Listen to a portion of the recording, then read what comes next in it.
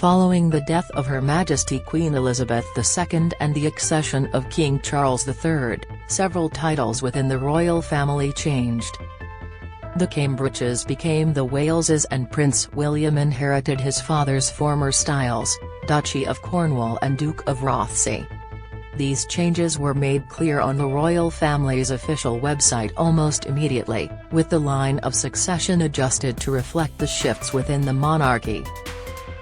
But while William, Kate, Princess of Wales and their children's titles were altered, the Sussexes' styles remained the same, leading some to question what the future holds for 3-year-old Archie and 1-year-old Lilibet.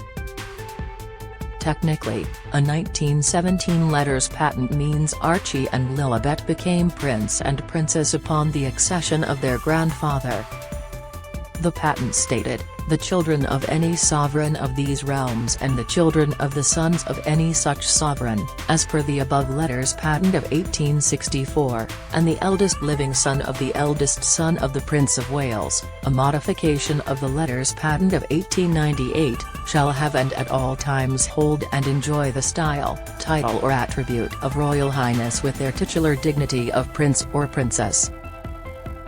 However, Archie and Lilibet remain styled as Master and Miss on the royal family's website.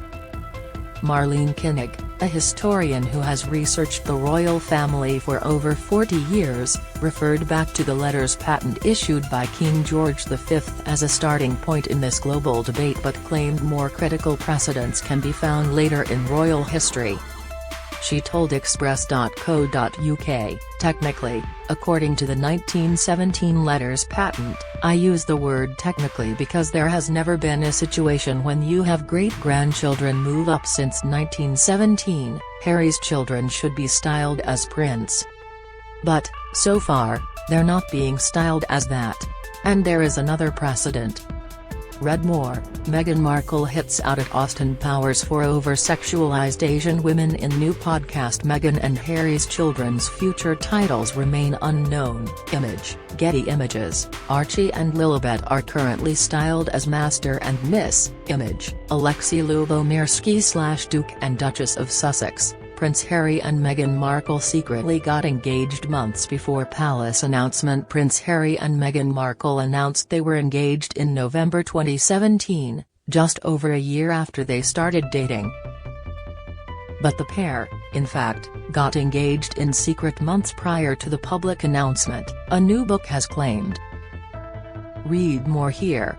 Prince Edward's children were the same as Archie and Lily. Archie and Lily are now grandchildren of the sovereign in the male line. Are Edward's children styled as Prince and Princess? No, they are styled as children of an earl. Ms. Koenig referred back to 1999 when Prince Edward married Sophie Rhys-Jones, now Sophie, Countess of Wessex, and it was decided their children would not use princely titles. The historian explained, back on Edward's wedding day, there was an announcement. The Queen decided that this, Sophie and Edward's children being styled as children of an earl, was going to happen and Edward and Sophie agreed. In the late 90s, there was a group called the Way Ahead Group, which included senior royals, advisors and maybe some government officials, and they discussed how the monarchy would evolve. It, of course, came out of all the scandals of the 90s. One of the planned agreements was to downgrade Princess Beatrice and Princess Eugenie because it was already decided that they were not going to be working royals. They would have been styled as daughters of a duke. Of course, that got vetoed. Sophie and Edward have 2 children, Louise and James. Image, Getty Images, but it was implemented for Edward because he did not have born children. In 2003, Louise Windsor, the eldest child of Edward and Sophie, was born and was given the title of Lady rather than Princess. Similarly, 4 years later, when the Wessex's son was born, he was styled as James, Viscount Severn, not Prince James. So you have that precedent already, Ms. Koenig said. It has previously been suggested that the Wessex children would adopt new titles on their 18th birthday, but when Louise celebrated the occasion on November 8, 2021, it was not the case. It now begs the question that as grandchildren of the monarch, who decides which styles Archie and Lilibet use? The two Wessex children were grandchildren of the sovereign but did not become prince and princess. Image, Getty Images. Trending: when Archie was born, Prince Harry and Meghan Markle decided not to use the courtesy title, Earl of Dumbarton, and instead agreed that their son would be known as Archie Mountbatten Windsor. Ms. Koenig said, the Sussexes issued a statement that they were not going to use of Earl of Dumbarton at that time because they wanted their son to have a more private life. However, now that Archie and Lilibet are entitled to be named Prince and Princess as grandchildren of the new king, it has been reported that Harry and Meghan want the decision to be their children's. But this will only come to fruition if Charles decides to give them the titles in the first place, which they can then choose to revoke. The Times reported, Harry is understood to have expressed his desire to let his children decide when they are older, and to have emphasized that would only be possible if they were allowed to retain their titles now. The conversation is understood to have ended unresolved, and to have left the Sussexes dismayed.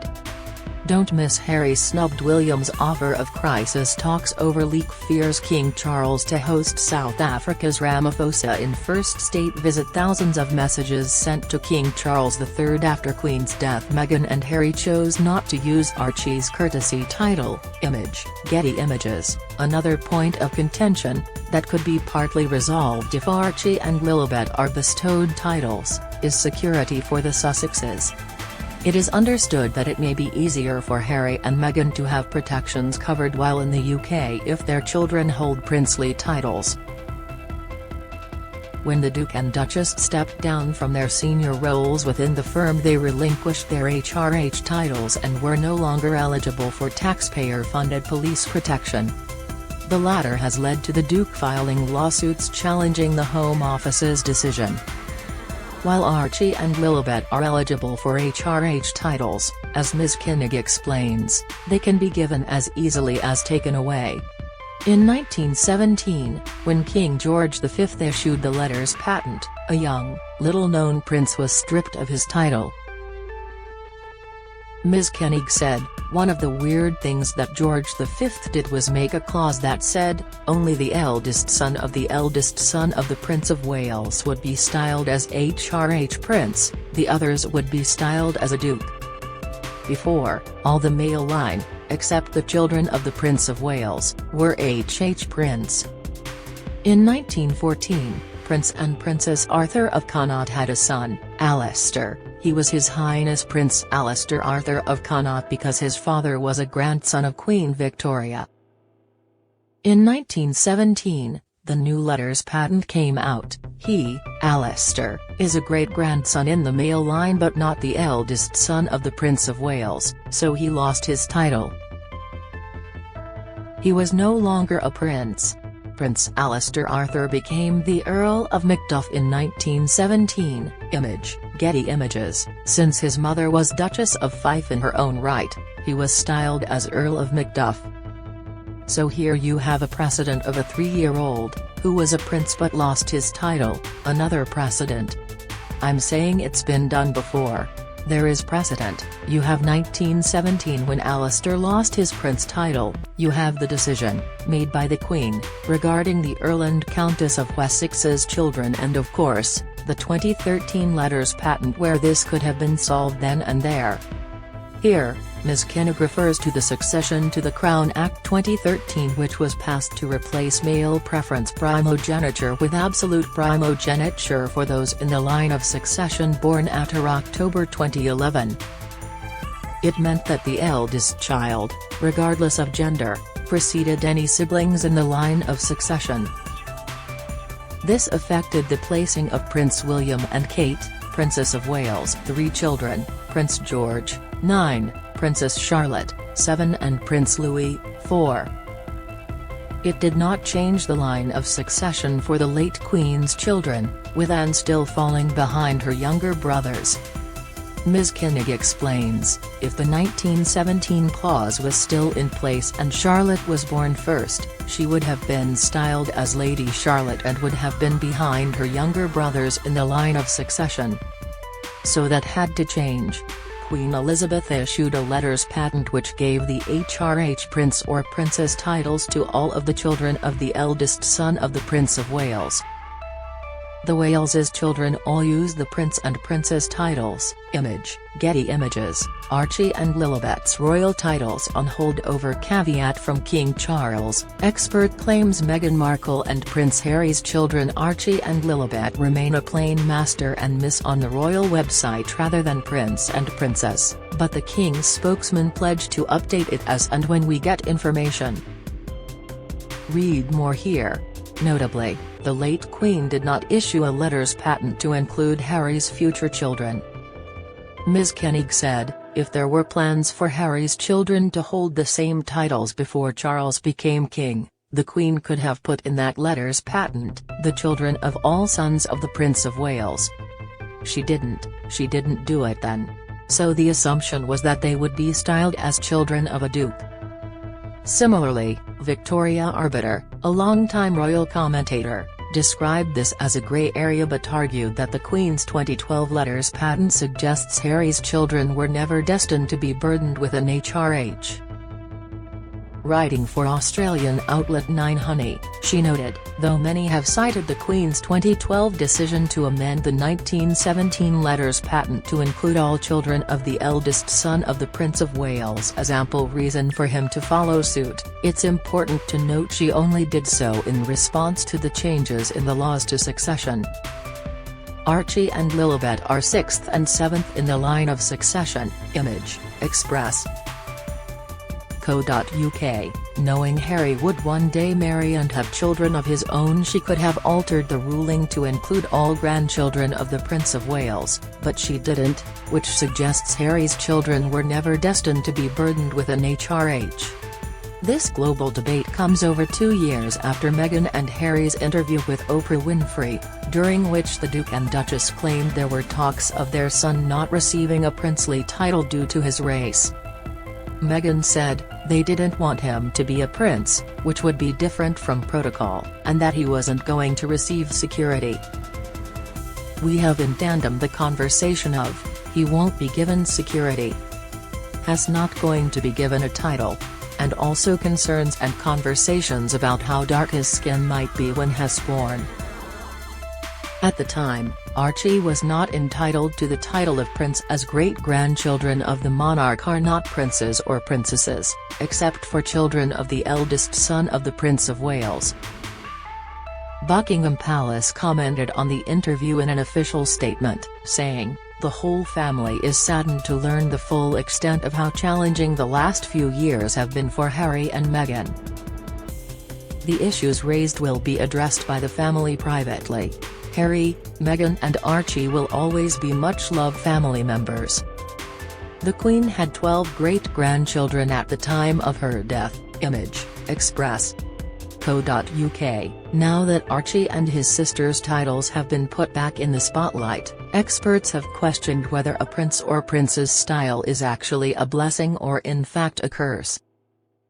Neither Archie nor Lilibet are likely to be working royals and their parents have made their determination to safeguard the two youngsters' privacy clear, so are the regal titles necessary?